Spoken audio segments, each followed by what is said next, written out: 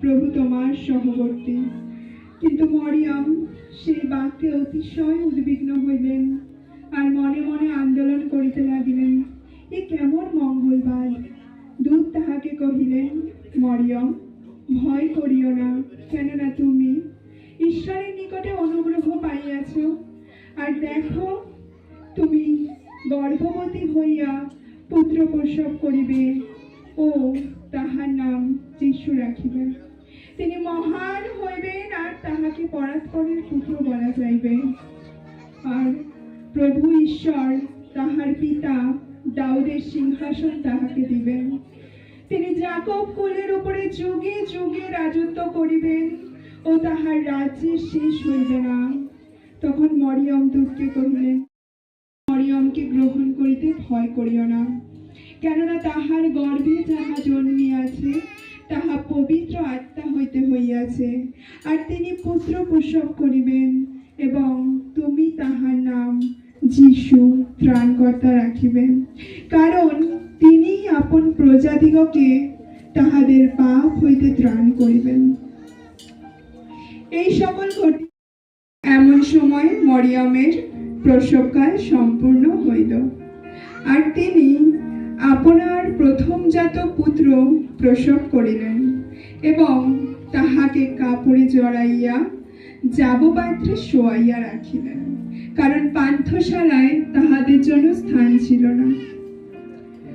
ওই অঞ্চলে মেষপালকেরা অবস্থিতি করিতেছিল, এবং রাত্রিকালে আপন আপন পাল চৌকি দিতেছিল। আর প্রভুর এক দূত তাহাদের নিকটে আসিয়া দাঁড়াইলেন, এবং প্রভুর প্রতাপ তাহাদের চারিদিকে দেদীপ্যমান হইল, তাহাতে তাহারা অতিশয় ভীত হইল। তখন দূত তাহাদিওকে কহিলেন, মরিয়ম, ভয় করিও না, কেননা দেখো, আমি তোমাদিগকে মহানন্দের সুসমাচার জানাইতেছি। সেই আনন্দ সমুদয় লোকেরই হইবে, কারণ অদ্য দাউদের নগরে তোমাদের জন্য ত্রাণকর্তা জন্মিয়াছেন, তিনি খ্রিস্ট প্রভু। আর তোমাদের জন্য ইহাই চিহ্ন, তোমরা দেখিতে পাইবে, একটি শিশু দিগকে জানাইলেন, তাহা গিয়া দেখি। পরে তাহারা শীঘ্র গমন করিয়া মরিয়ম ও যোসেফ এবং সেই যাবপাত্রে শোয়ানো শিশুটিকে দেখিতে পাইল।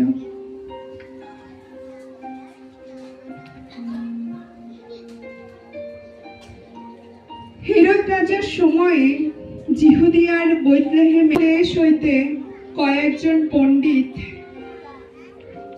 জেরুসালেমে আসিয়া কহিলেন, জিহুদীদের যে রাজা জন্মিয়াছেন তিনি কোথায়?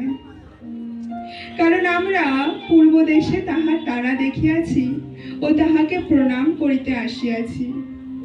এই কথা শুনিয়া হেরোদ রাজা উদ্বিগ্ন সহিত দেখিতে পাইলেন, ও ভূমিষ্ঠ হইয়া তাহাকে প্রণাম করিলেন, এবং আপনাদের ধনকোষ খুলিয়া তাহাকে স্বর্ণ, কুন্দরু ও গন্ধরস উপহার দিলেন।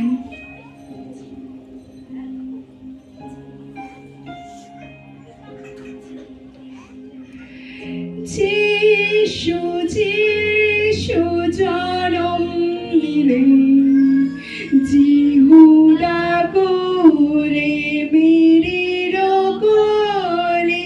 যিশু যিশু